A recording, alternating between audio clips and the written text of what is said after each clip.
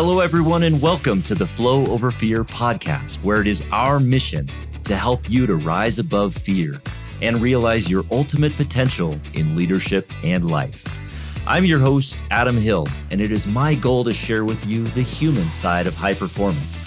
My guests share their experience with fear, anxiety, struggle, challenge, and most importantly, despite all of it, how they rose above it to achieve incredible results. So, if you're ready to rise up, let's get started. Hello, everyone, and welcome to this Flow Over Fear training session. And today I wanted to talk about one of the most profound things that I've learned through Ironman Triathlon, through racing in ultra distance races. And it's something that has translated into other areas of my life, into leadership, into other areas as well, because it's really shaped one of my core philosophies. So I'll begin with a story about the two happiest finishers in an Ironman Triathlon. And if you've never done an Ironman or you never dream of doing an Ironman, and you can think of it as a marathon, the two happiest people in a marathon. And those people are the very first place finisher and the very last place finisher. Let me explain why. When you look at the very first finisher, first place finisher, of course he's ecstatic. Of course she's ecstatic. Of course, they are the happiest people on the planet because they've just won this event that they've been training so hard for. They crossed the finish line. They broke the tape on this race. They've got the crowd cheering. They won a cash prize. Mike Riley or whomever the announcer is greeting their names. They are the best in the world for that day. Of course, they're ecstatic. And then shortly thereafter, second place comes over the line. And in many cases, I've seen this in many different Ironmans. Sometimes they're equally happy because they get second place. Maybe they weren't expecting it. But a lot of times that person is miserable. They're not happy because they trained equally hard as that first place finisher, but they didn't cross the finish line first. They're not getting the same cash prize as that first place finisher. The crowd is not cheering as loudly for them as they were for the first place finisher. They did not win the day. Somebody else was better than them. And they're upset. They're not happy about their performance. And then the third place finisher comes along. And I saw this in the World Championship one year when Patrick Lang got third place.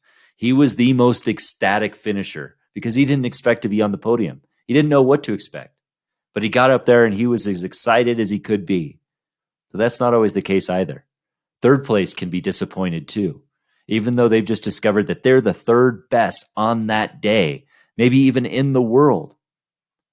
They might be unhappy because they're looking up at the two that just beat them. And they're thinking to themselves, man, I wish I could be up there and I didn't make it. And then over the course of the next few hours, the next many hours, in the case of an Ironman Triathlon, you start to see many, many people cross the finish line.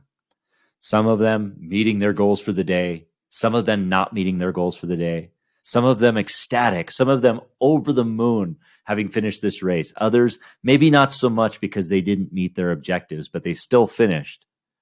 Some of them crawl to the finish line. Some of them collapse at the finish line. Some of them have to be taken away by medical because they pushed so hard to achieve their goal. And then late into the evening, late at night, when most people in the world go to bed, just around midnight, the crowds at the Ironman finish line start to grow. More people are coming because they want to see the excitement of that final hour, that magic hour, where they're watching the people that really came not just to race, but to transform. That's when those people are going to cross the finish line. It brings out the spectators, and they start to pound on the boards at in the finish line chute in unison, in rhythmic unison, so that the power and the force and the energy at that finish line is so powerful. And people start coming in, they're ecstatic. The announcer starts screaming their names as if they've won the race. And then finally, right around midnight, you see one final person start to approach the finisher chute. They're sometimes limping towards the finish line, sometimes walking, sometimes sprinting out of that pure last bit of adrenaline that they have. Sometimes they're sprinting to that finish line. And as they're going there, arguably, they are the happiest person finishing that race on that day. They are at least as happy as the first place finisher. The first place finisher who finished many hours earlier during the daylight. This person that's crossing the finish line at midnight has been on the course for nearly 17 hours. And they've pushed themselves beyond and to and beyond their limit. And as they get to that finish line, they're the happiest person in the world, not because they know that they're last place. That doesn't even mean anything to them, because they're not last place. That's a misnomer. They're doing something in their mind. They are doing something that 99.9999999% of the world will never do. That puts them within 0.000001% of the greatest, of the top number one finisher in the world on that day. Think about that for a moment. It's not last place. It's within a fraction of a percent of first place. In fact, in that person's mind, they won the day because they transformed in a way that nobody else ever could. They overcame the challenges that were in their mind, that were absorbed within them, that were plaguing them for years. It could have been that they didn't have the fitness to do something like this. It could be that they didn't believe in themselves. It could be that they lost a loved one and they were experiencing extreme grief. It could be that they were going through chemotherapy or had cancer treatment and they wanted to prove to themselves what they could do despite that challenge. It could be that they went through a traumatic experience in life. It could be any number of things. But one thing is true is that the challenges that final finisher has overcome are overwhelming, once believed impossible, and now have been achieved through this incredible sport, whether it be a marathon, an Ironman, a half Ironman, or even a local 5K race. That's why I love that sport. And the lesson that it teaches is this, that if you can embody the mindset of the first and last place finishers, you can be unstoppable. If you could develop the mindset and discipline of the first place finisher, combined with the attitude, grace, and acceptance and humility of the final finisher, you will be unstoppable. That's what we should strive for.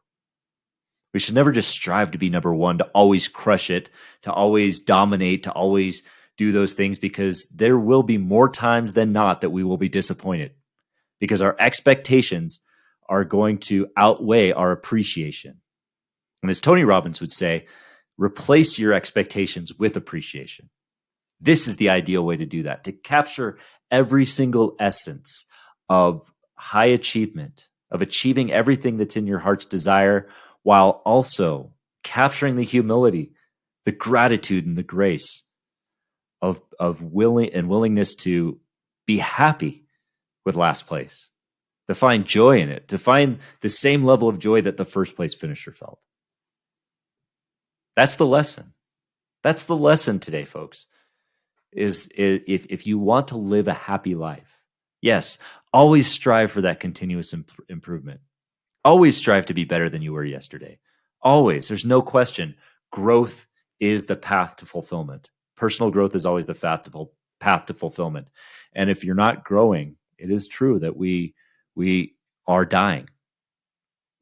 But on that same path, if you want to experience fulfillment, you must have that element of humility and gratitude that exists with accepting when things don't necessarily turn out. Because as many of our guests and many of my guests have said, including Kristen Hardnagel, that if we can experience joy in the downs while experiencing joys in the ups, then we'll have a much more fulfilling life. And if you can envision it like Hugh Edwards did, where we can realize that we're living out our true values in those scenarios, then we can always strive to get better while aligning with those values, and also practice the humility and grace and gratitude of the final finisher.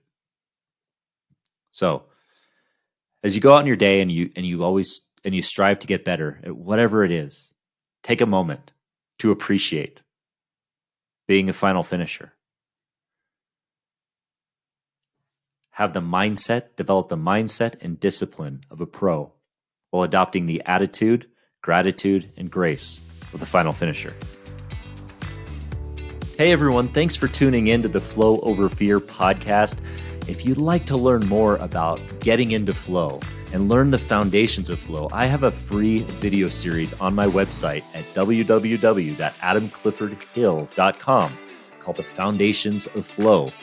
Feel free to go there and download it and start your journey to rising above fear and achieving greater flow in your life. And if you like this episode, and I'm guessing you did if you stuck around for this long, then please do me a favor and hit the subscribe button, and you will receive notifications when I have new interviews, new recaps, and new trainings that pop up on YouTube. Thanks again for joining us.